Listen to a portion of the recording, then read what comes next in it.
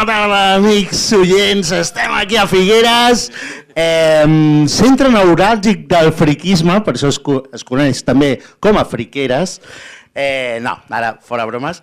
Em penso que és els únics que no són podcast, però si fos un podcast ho petaria molt. Vale?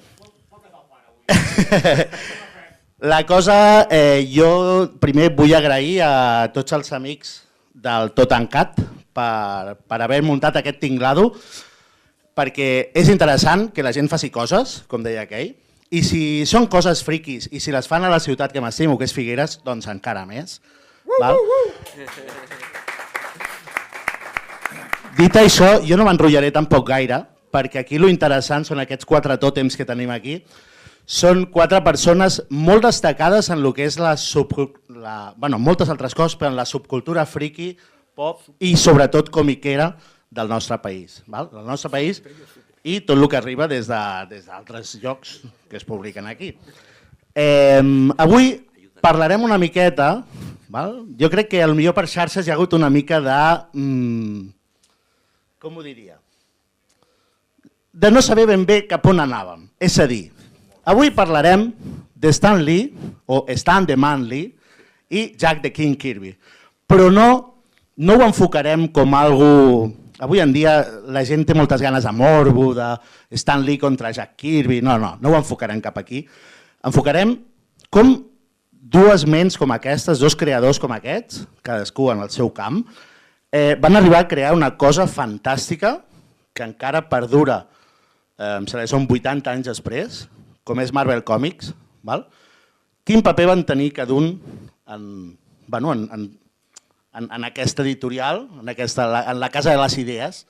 M'agradaria enfocar-ho cap aquí. Sí que és veritat, pels que esteu molt ficats en el tema còmic, actualitat de còmic, segur que us heu donat compte i altres potser no ho heu vist, però en les últimes setmanes han passat coses en el món editorial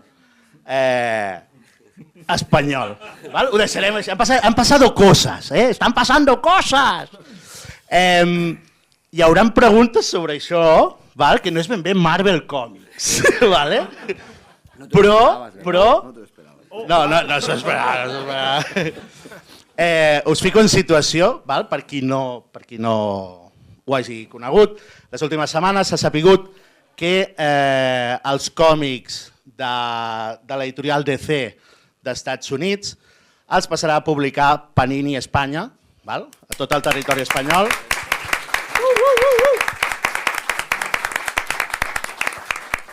Us puc assegurar com a llibreter que és de les millors notícies que he tingut en 9 anys. Perquè si una cosa està clara és que si algú sap publicar còmics a Espanya, hi ha moltes editorials, però si algú sap publicar còmic americà en el territori espanyol, i ho ha demostrat amb solera en uns quants anys, és Panini, i per mi és fantàstic que l'editorial Panini, en aquest cas, recuperi també l'altre gegant americà, que és DC. A partir d'aquí, començarem... He fet ja l'entrada jo de DC, no ho havia fet, i ja l'he feta. Començarem amb tot el tema Kirby Lee. Quina importància van tenir tots dos? Van ser tots dos els creadors? No? Com va anar el tema? Aquí, de tots 4, més o menys, hi ha 2 que tiren més cap al cantó Kirby i hi ha 2 que tiren més cap al cantó Lee. Però m'agradaria saber si... Començaria això, fent una pregunta als 4, cap on tireu més? Cap a l'esquerra o cap al papa o cap a la mama? I algun motiu? Doncs mira, em va agradar, jo soc més a Kirby perquè considero que a nivell visual va trencar moltes normes. Aquí cadascú que digui el que cregui. Començaríem potser per en Jordi Casals i anirem fent. Tu què ets més, del papa o de la mama? Bona tarda a tothom.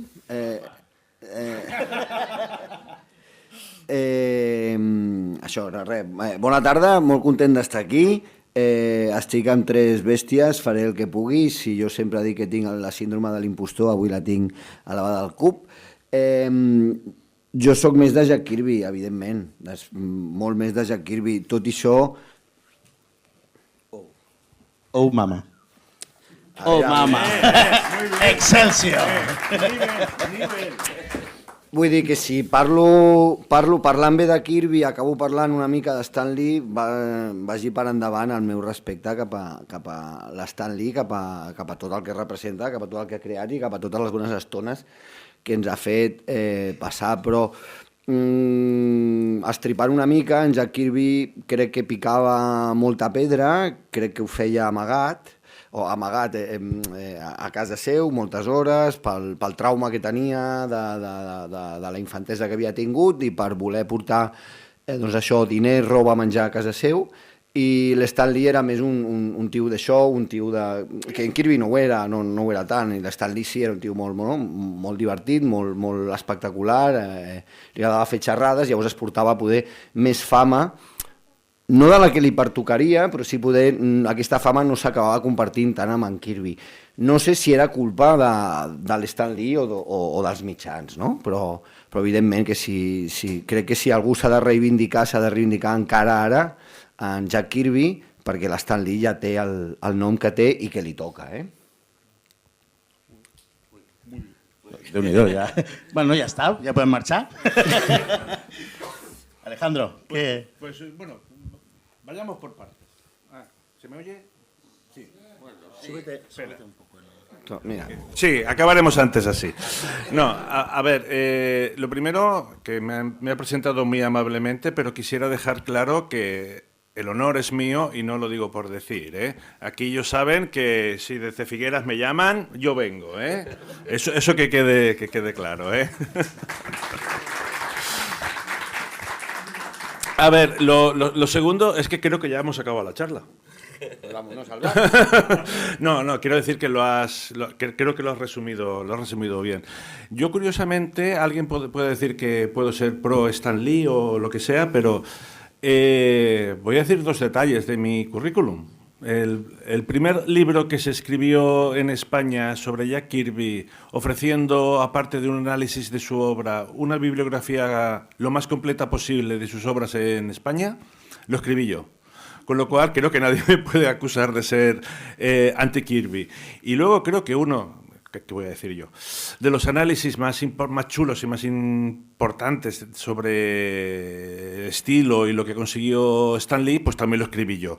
Por lo tanto, yo no soy ni de uno ni de otro, soy de los dos. Pero no lo digo es que no se va a mojar. No, es que yo estoy un poco con él. O sea, yo creo que te puntualizaría que los dos tuvieron una niñez muy, muy dura, ¿eh? Fueron dos niños, familias muy, muy, muy pobres que tuvieron que trabajar muchísimo pues, para salir adelante. Pero lo que sí que es cierto es que Stan Lee, por el cargo que ocupaba, era el editor en jefe, pues evidentemente sobre sus hombros caía no solo escribir y coordinar, sino promocionar sus productos. Y entonces esto le ha dado una visibilidad mayor. Jack Kirby, por otro lado, pues era un dibujante que trabajaba, como tú bien has dicho, pues trabajaba en su casa y quizá pues no tuvo el reconocimiento ni la fama que se merecía, sin duda. Pero yo siempre he pensado que la relación entre Stan Lee y Jack Kirby muchas veces dependía casi más de lo que decían terceros de lo que les pasaba realmente a ellos. Es decir, cuando Jack Kirby tuvo problemas con Marvel, era pues con los abogados de Marvel, no con Stan Lee, que Stan Lee a lo mejor ni siquiera estaba allí. Por lo tanto, resumiendo, yo no soy ni de uno ni de otro, soy de los dos. Bueno, per continuar, doncs, clar, segurament a mi el que em va introduir, com vaig caure jo en aquesta marmita dels còmics Marvel? Doncs molt fàcil. Tenia 7 anys i vaig llegir això. ¡Wow! Joya! El primer còmic Marvel en color. Sí, el primer còmic Marvel en color, els Quatre Fantàstics, sortien aquestes maquinàries, aquests dibuixos al·lucinants, sortia el Doctor Doom, t'ensenyaven l'Adveria i tot això. I esclar, al cap d'uns anys la sorpresa va ser en què aquí es havien menjat una quantitat de splash pages, que havien fotut unes remuntades passant-se pel forro els drets d'autor del Kirby i del Lee, que havien fotut el que volien, no? Però a partir d'aquí, doncs sí, vaig amorrar-me ja als Quatre Fantàstics, a la resta de l'univers, i més o menys els he anat seguint fins ara. I per què m'agrada Kirby? No ho sé. Hi ha un senyor que es diu Alan Moore, que potser ho explicarà millor que jo, i que ell va caure també en un Fantastic Four, el número 3, del novembre del 61, i deia: amb Kirby hi havia tal nivell d'atenció al detall, de textura i d'intensitat en el dibuix, que semblava proporcionar-li al superheroi i al còmic una dimensió distinta de la que es feia servir aleshores. Semblava simplement molt més visceral, molt més real. I afegia: Marvel era, per aquella època, com l'església de la unificació. Si t'enganxaven a una edat determinada, et converties de per vida en el seu esclau. I així continuem uns quants, no? Encara esclavitzats i encara llegint els Quatre Fantàstics i dient: home, que us carregueu la torxa humana, collons, si la ressuscitareu de seguida perquè la necessiteu. No? Dit això, Sebastià, jo crec que és moment d'un petit refrigeri. Un petit refrigeri. Ahora entendéis por qué me gusta venir aquí a Figueras. He de dir que un dels primers cops que va venir l'Alejandro a Figueres... Això és hidromel, no? Suposo.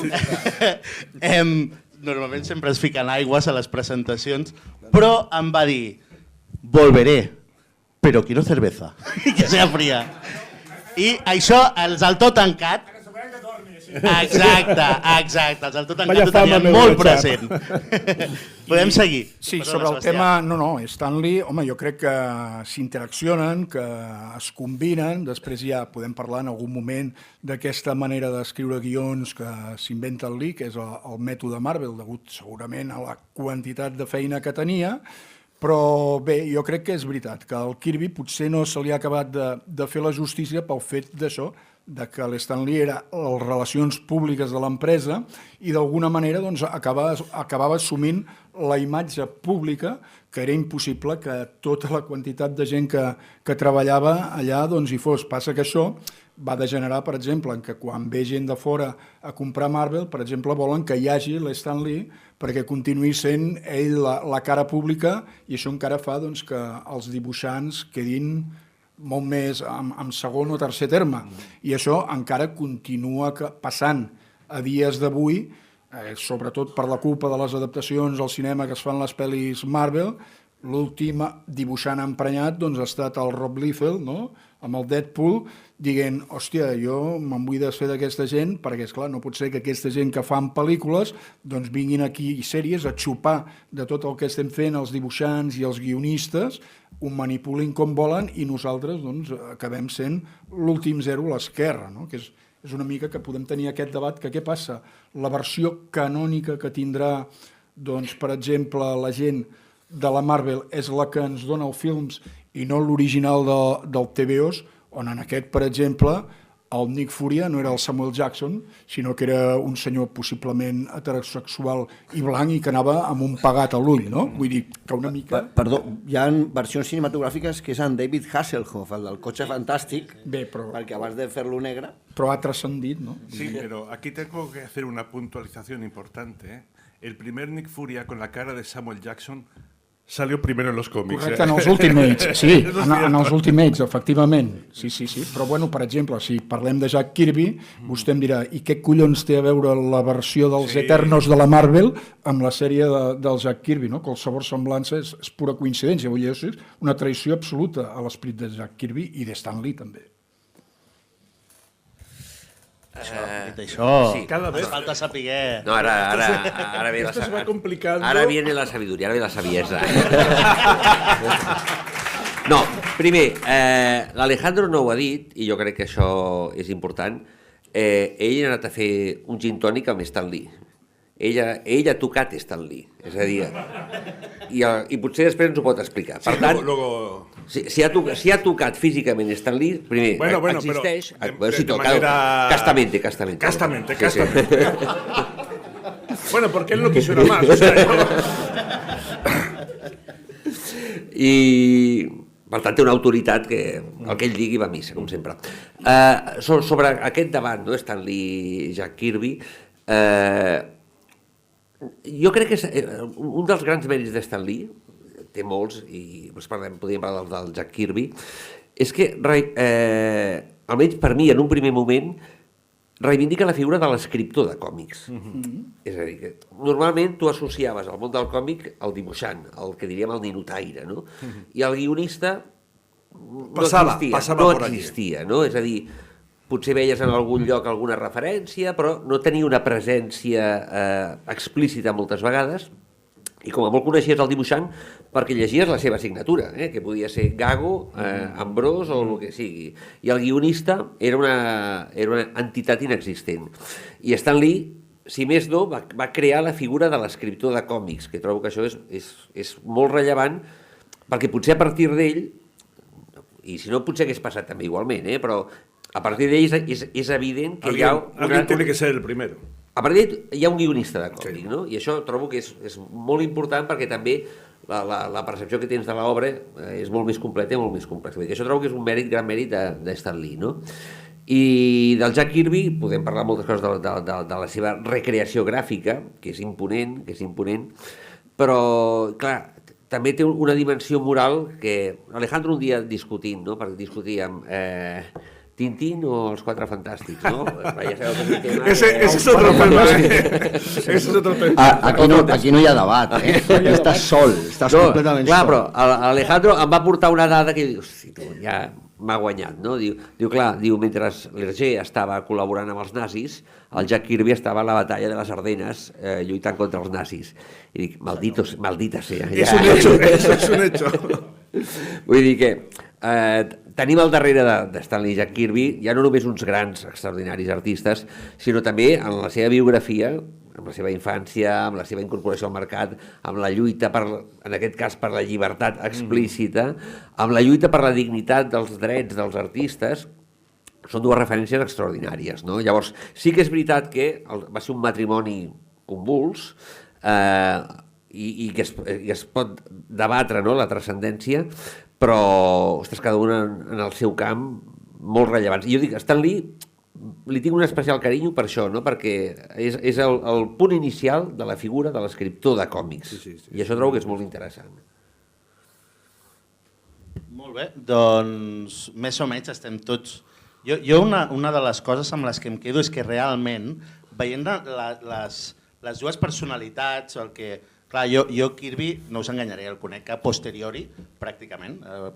Kirby em sembla que mor l'any 97, que és pràcticament quan jo entro en el món Marvel, és a dir, no el vaig veure en actiu, però la sensació que em dona és que Marvel realment no hagués estat el que és sense dues figures amb dos personalitats completament antagòniques, perquè el problema més aviat no era si si Kirby o Lee eren els que van crear això, sinó la cosa era què van fer els de màrqueting. Jo crec que als de màrqueting els va interessar molt que hi hagués una batalla allà dins, perquè hi havia un personatge com Stan Lee que sabia vendre's molt bé, queia molt bé a la pantalla, i realment això li va donar molt d'impuls. Però no hagués estat res, aquest impuls hagués estat completament aire, si darrere no hi hagués hagut algú amb una solera com en Kirby, que de fet, una de les coses que a ells els hi passa és que, pel que tinc entès, Stan Lee havia sigut el noi dels encàrrecs a Kirby. O sigui, era el que li feia la punta als llapisos, era el que li anava a buscar cafès abans que existís Marvel. Aleshores, jo crec que Kirby amb aquella, com t'ho diria, li havia costat molt arribar a ser dibuixant de còmics i veure que el tio que li anava a buscar cafès al cap dels anys era qui sortia a la tele a vendre els seus còmics, suposo que aquí venia una miqueta al pique, a més alimentat per les cadenes, per tot un seguit de periodistes americans que els interessava la cosa aquesta. Però realment la gràcia de Marvel ha estat aquesta, que hi haguessin aquests dos personatges. Per què Marvel té la tirada que té i DC, no dic que no en tingui, però li ha faltat aquest salsa rosa, no? La salsa rosa ven. Els piques entre companys normalment venen molt, se't fa veure molt més, i d'això que els últims 20 anys, o els últims 30 anys, que hi ha hagut el pic aquest, que ara més o menys tothom conflueix en que realment van ser Kirby, Lee i, si molt m'apures, també Ditko, els tres que van fer Marvel gran, no? Tan gran que va passar per la dreta a DC i actualment doncs, es manté allà.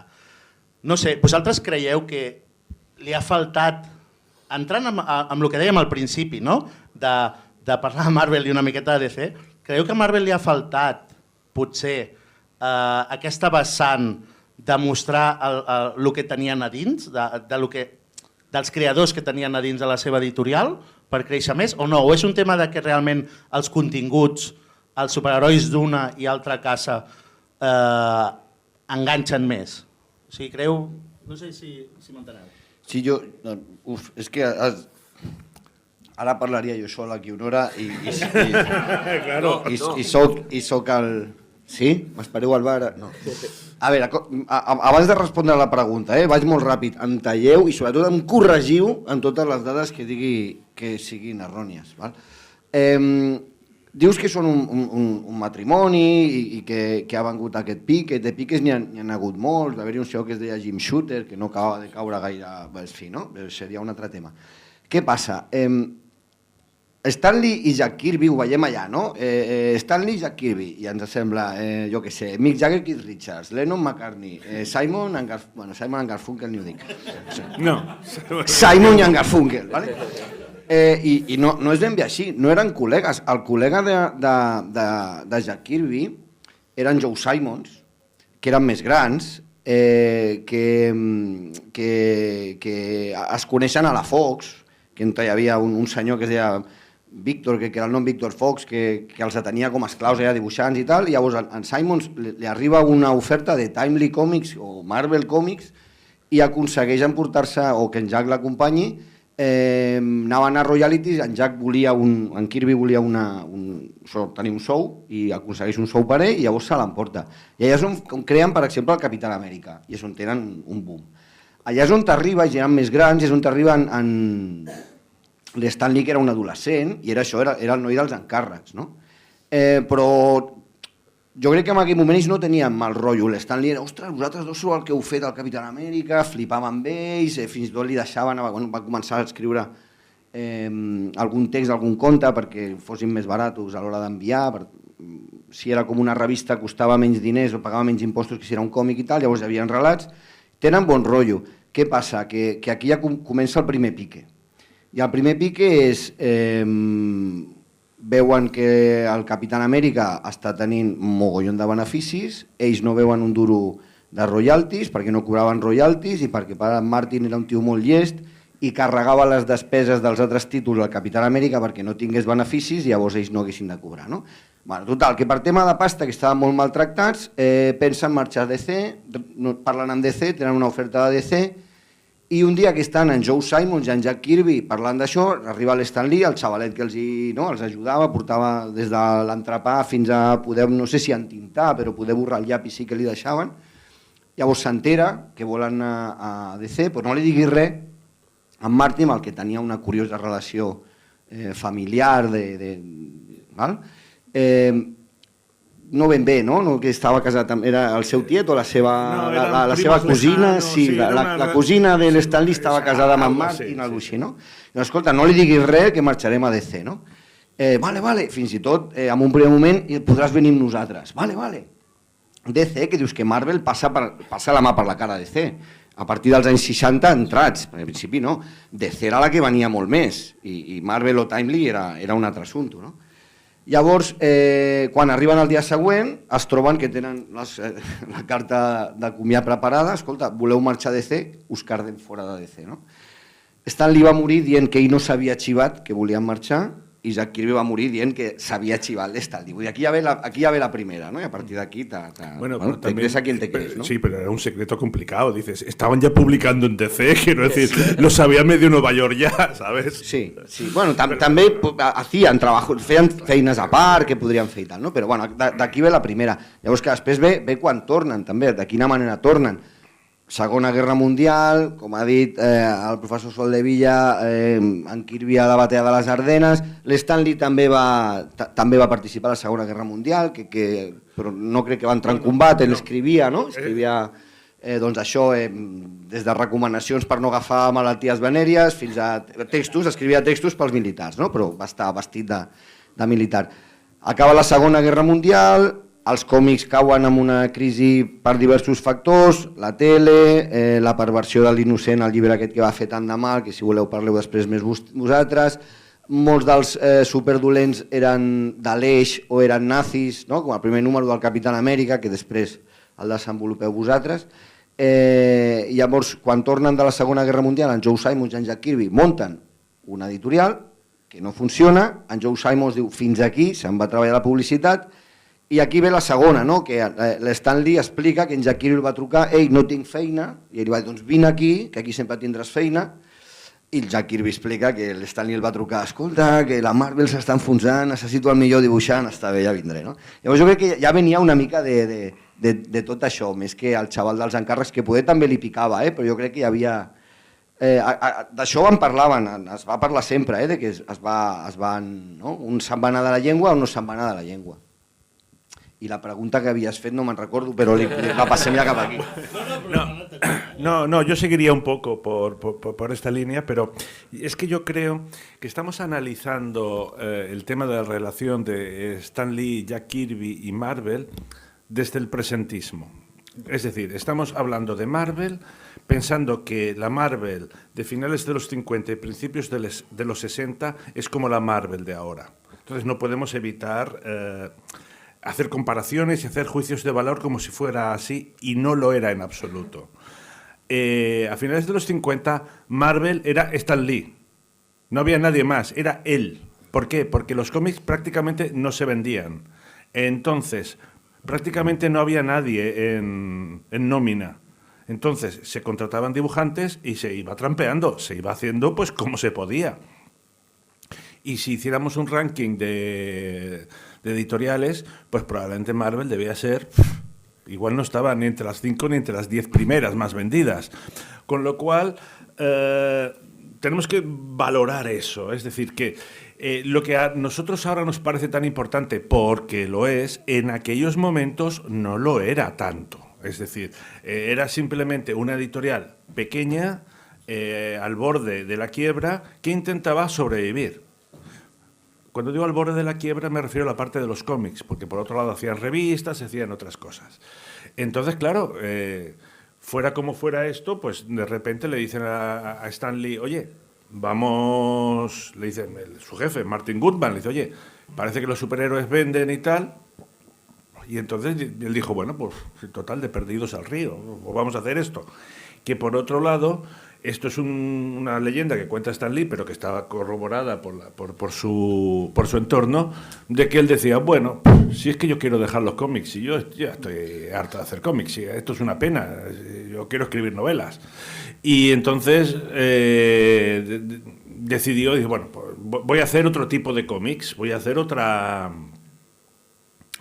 enfoque, cómics pues más realistas, más profundos, y claro, ¿qué podía pasar? Pues que lo despidieran, porque no vendiera. Pero como pensaba dejarlo igual, pues no se perdía nada. Entonces, yo quisiera pensar que este primer germen sí que nace de la cabeza de Stan Lee. Es decir, aquí, de perdidos al río, vamos a cambiar el rumbo, vamos a inventar, vamos a hacer cosas nuevas. Pero claro, del dicho al hecho, pues hay un gran trecho. Entonces, yo creo que fue cuando encontró a Kirby, que lo estaba pasando muy, muy, muy mal, porque él rozó con los dedos el cielo cuando hizo la tira diaria de Sky Masters. Porque, de nuevo, a veces juzgamos según lo que sabemos ahora. A finales de los 50 y principios de los 60, los dibujantes de cómics, de comic books, eran la purria. Ah, ¿tú no sirves para nada? Pues haz cómics. Los que realmente tenían el dinero, el reconocimiento, la fama, eran los que dibujaban las tiras de prensa. Entonces, claro, Kirby quería hacer tiras de prensa y lo consiguió con Sky Masters. Y aquello fue un fiasco. porque lo hizo a través de un agente, bueno, un poco más hasta creo que perdió dinero, o sea, le estafaron, fue a juicio, Kirby perdió dinero, o sea, fue, bueno, terrible. Y entonces yo creo que es ahí donde se juntó el hambre con las ganas de comer, o sea, Stan Lee con una visión de que había que cambiar la industria y un Jack Kirby en la cima de su talento, que no sabía qué hacer con su carrera. Entonces, pues eso... yo creo que el concepto primigenio, repito, lo tenía Stan Lee, pero había que hacer una cosa muy complicada. Si vas a crear algo nuevo, tiene que ser creíble. Esas imágenes que Stan Lee probablemente tenía en su cabeza tenían que ser auténticas. Un niño o un adulto tenía que ser capaz de abrir el cómic y en 10 segundos darse cuenta que estaba leyendo algo diferente. Y creo que eso fue lo que aportó Jack Kirby. Sí, estaria d'acord.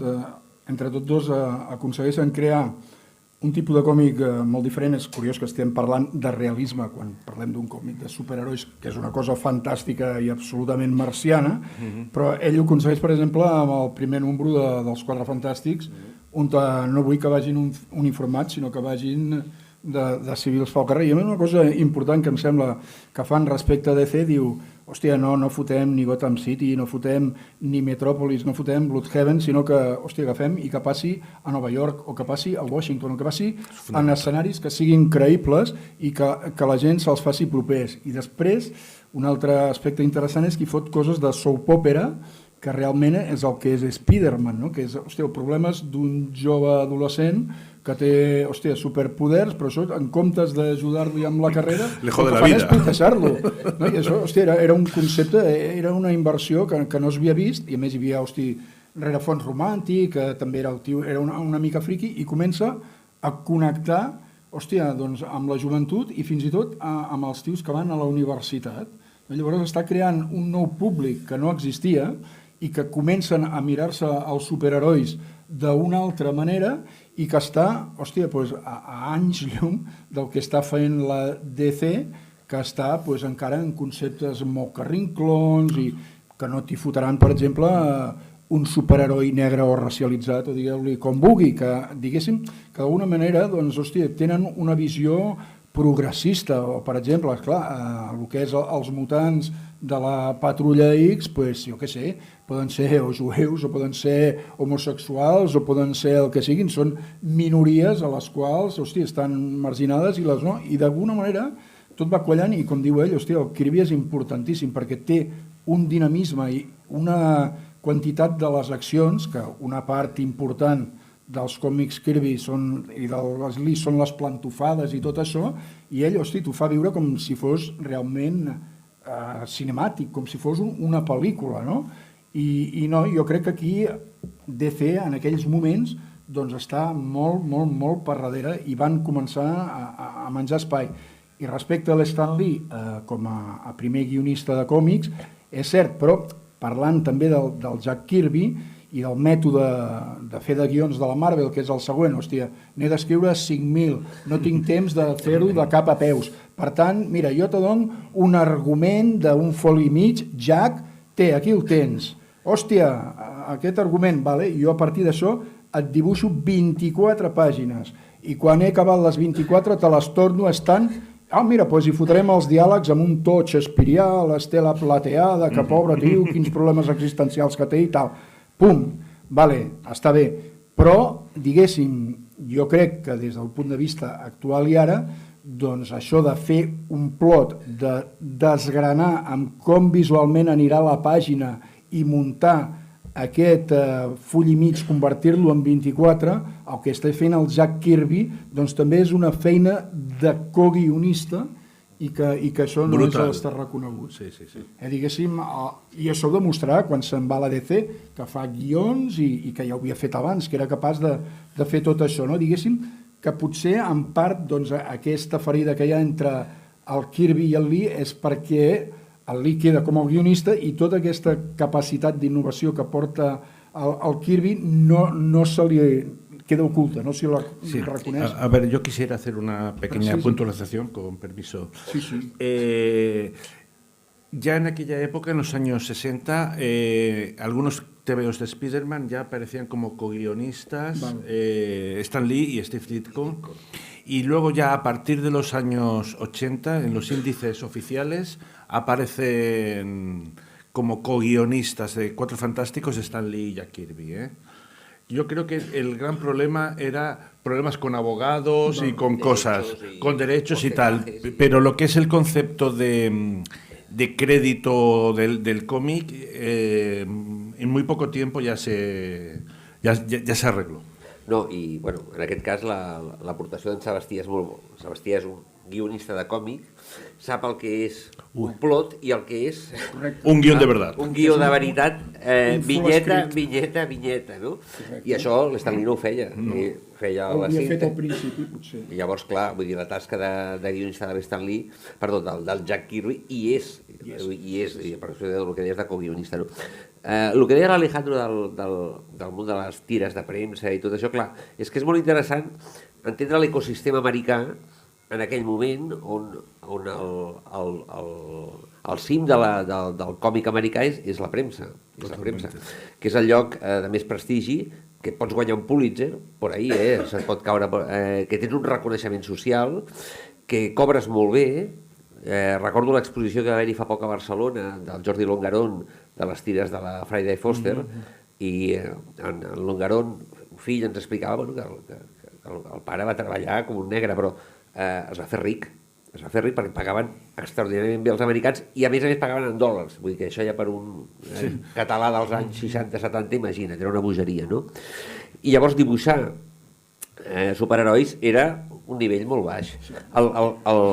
Fins i tot Superman i Batman, és a dir, que no tenien el reconeixement. El que potser té una cosa com molt especial Marvel és que, i DC evidentment no amagava l'autoria dels autors, perquè això sí que es guarda, però aquest protagonisme dels autors, exacte, Bob Kane va tardar una miqueta. Bob Kane es menjava tot. I aquest protagonisme dels autors, més enllà de Marvel empresa, jo trobo que és una cosa com molt rellevant, perquè tu ja saps que Marvel és Stan Lee, Jack Kirby i Ditko, no? Però des d'un primer moment això es manifesta. I això amb DC no passava. I d'alguna manera, la percepció que jo tenia com a lector i d'aquella època, l'època meva, és a dir, els anys, sobretot 80 podríem dir, és que va haver-hi un moment que, diríem, DC es va haver de marvelitzar, és a dir, va haver d'agafar gent de Marvel i agafar maneres de treballar de Marvel, perquè el que havien creat Stan Lee i Jack Kirby era com el paradigma de per on anava el camí. Vull dir, en aquest sentit, no sé si tú compartes, Alejandro. Es que quería hacer también un comentario muy interesante, que no es que en los cómics Marvel salieran acreditados bien los guionistas, los dibujantes, etcétera, sino que cuando hacían los anuales, que venían a ser como nuestros almanaques de Navidad o de verano, en más de una ocasión salía una historia de 2, 3, 4 páginas donde salía Stan Lee, Steve Ditko, Jack Kirby como protagonista, Jim Collan incluso, y a veces incluso riéndose de ellos mismos y además haciendo bromas de cómo hacían los cómics. Oye, ¿qué esto que me dices? ¿Cómo quieres que lo haga? Tú hazlo, Jim, que tenemos que entregar el Daredevil. Joder, que... Entonces piensas que ahí había una complicidad y una manera de reflejar la realidad que lo que hacía era que se tomaban en serio a ellos mismos. Creo que por fin, si se atrevían a salir en los cómics es porque realmente ellos creían que estaban haciendo un trabajo cultural de primer orden. Porque antes era común que un dibujante de cómics o no firmara o dijera, no, yo a mí que no. El apodo de Stan Lee, no? Sí. No. Stan Lee es posa... Es diu Stanley... No recordo... Stanley Lieber. Però, clar, volia fer la gran novel·la americana. Volia fer literatura de la bona. Llavors, quan comença a fer aquells contes del Capitán Amèrica i tal, es posa Stanley, perquè li agrada que surti el nom, però no vol malgastar el seu nom i guardar-se'l perquè quan fa la gran novel·la americana l'agafin com el tinguin com el... Que no sé un ninotaire. Exactament. Com el gran escriptor i això, doncs, un pecat de joventut. Tot i que l'Alejandro manté que l'Stan Lee va escriure la gran novel·la americana. Sí, yo tengo esa tesis, pero bueno, eso quizás sea tema de otra... Bueno, portem una estoneta... Ui, espera, que em sembla que he tancat. Hola. Sí. Portem una estoneta així parlant superinteressant. Vull dir, ja heu dit alguna de les coses que no sabia i em sembla molt interessant. Vale. Sí, no la faré jo. Jo crec que més o menys, pel que heu anat dient, sí que és veritat que cap a un cantó o cap a l'altre, però evidentment sense els dos no estaríem parlant avui en dia d'això, ni el còmic o el còmic de superherois seria com el coneixem actualment. Val?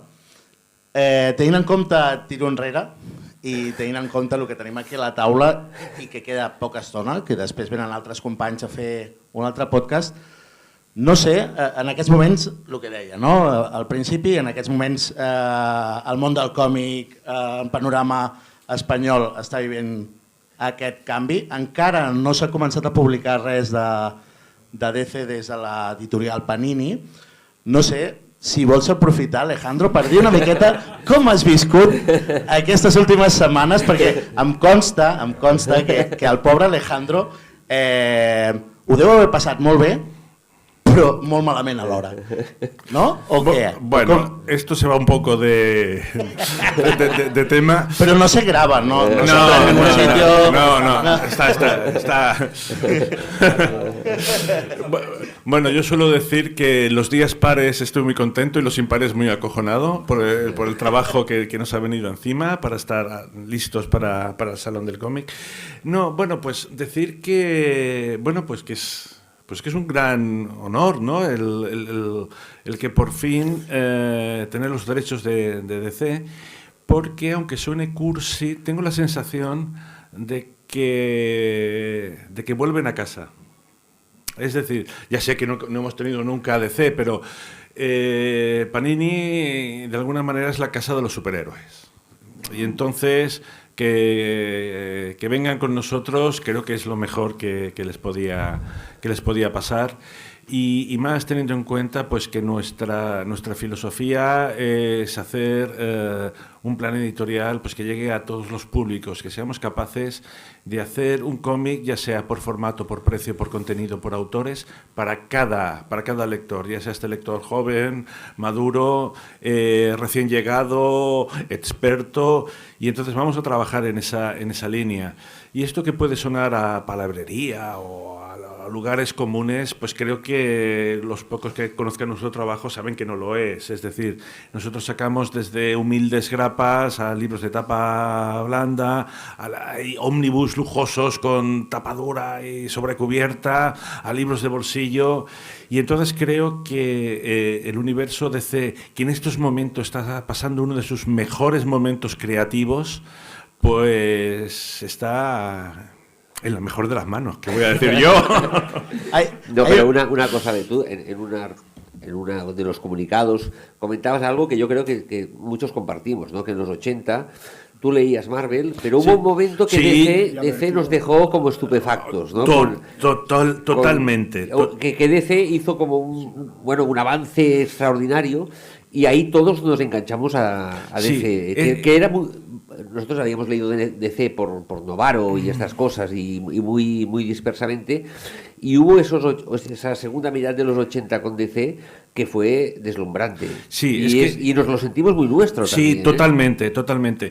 Es que yo creo que lo que pasó entre el 85 y el 90 fue conceptualmente una revolución. A ver, yo por mi parte personal, claro, yo ya conocía DC, es decir, yo ya había leído el Green Lantern de O'Neill y de Adams, su Batman también, y ya habíamos empezado a descubrir en la primera etapa de 5, habíamos descubierto el Camelot 3000, habíamos descubierto los nuevos Titanes de Waldman y Pérez, y entonces ya decíamos, ostras, aquí ni amarro, tú. Aquí hay sustancia. Pero parece que todavía nos faltaba ese último empujón. Y entonces, claro, de repente, me viene a la mente Crisis. Que claro, que ahora parece que se ha perdido un poco lo que supusieron las crisis. Pero las crisis es toda una catedral. Es como decir, ¿cómo se tiene que hacer un cómic de superhéroes? Pues... Mira cómo se ha hecho Crisis. Sí. Y luego, por ejemplo, Watchmen. Porque, claro, ahora hablar de Watchmen de nuevo, joder, Watchmen, se lo ha leído todo el mundo, pero los que lo leímos Grapa a grapa, mes a mes, grapa a grapa, eso no lo sabe nadie. Eso no lo sabe nadie, bueno, salvo nosotros.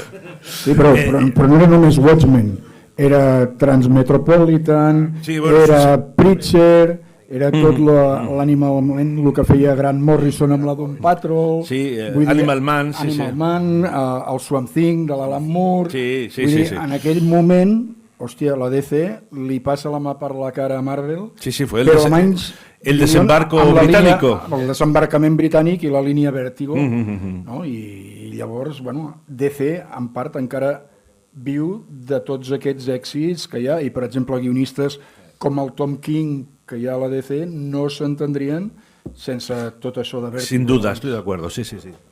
Jo crec que parlo en nom del 90% de la població, el 90, Quan dic aquests dos axiomes, perquè són axiomes, el primer és puta Renfe,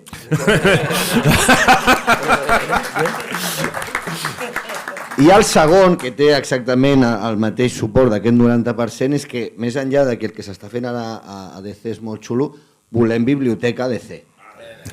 La volem, aquí... Estamos en ello, estamos en ello. Alejandro, tot està previst pel Saló del Còmic. Sí. DC El desembarco y la presentación tendrá lugar en el Salón del Cómic al mismo tiempo que recibirán los cómics las librerías. Eso que no quepa duda. No, poca broma el que diu, perquè Panini és de les úniques editorials espanyoles que editen còmics que vigilen molt i cuiden molt i ens mimen molt a totes les llibreries. Ja siguem petites, com la Bookman, com d'altres molt més grans, com Akira, com Norma, totes aquestes vigilen moltíssim. Tant és així que van ser els únics que tenien els nassos d'anar al Saló del Còmic de Barcelona, no vendre ni un còmic, portar autors a signar i deixaven que els còmics els venguessin la resta de paradistes. Vull dir que sempre, Panini sempre ha estat al costat dels llibreters i s'agraeix moltíssim. I hi ha una petita reflexió, jo recordo en el moment, Alejandro, tu vas viure el canvi de fòrum a Panini, Sí. val? I recordo en aquella època, i jo et diré que en aquella època era d'aquests, que fotíem el crit al cel de com puede ser que Panini, una editorial de cromos... Sí, era la gran crítica. I jo ho vaig arribar a dir, i en aquells amb fanzins, i sí, segurament trobareu algun escrit meu fotent-los bueno, els vaig deixar de volta i mitja, però m'encanta menjar-me les paraules, m'encanta poder dir sort que Panini va agafar Fòrum i et puc dir que per molt que ara els dies imparells ho estiguis passant malament, sort que Panini ha agafat DC, perquè crec que serà el millor que li pot passar. Gracias. Solo decirte una cosa, hombre de poca fe. Quiero decir, Panini es el epítome del empordanés. Y al Empordà las cosas se hacen bien. O sea, si Panini cogía a Marvel, lo iba a hacer súper bien. No, i a més... Que Panini... tenga que venir yo aquí a hacer publicidad del Empordà... No, i a més, clar, recordem, Panini és una empresa molt solvent, recordem-ho, perquè va editar Tintín, també, eh? Vull dir que... Exacte. Tothom té un mal moment, no? Una mala tarde... Tot queda lligadet a l'Empordà. Doncs res, moltes gràcies a tots quatre per venir, a tots vosaltres per aguantar-nos i per estar aquí, i sobretot el Tot en Cat. Moltes gràcies per convidar-nos i sobretot molta sort. Ho esteu fent molt bé. Ui. Em passa com el Filip Prim, que em tallen perquè estic aquí mitja hora. No, moltes felicitats, que duri molts anys i que el friquisme us acompanyi.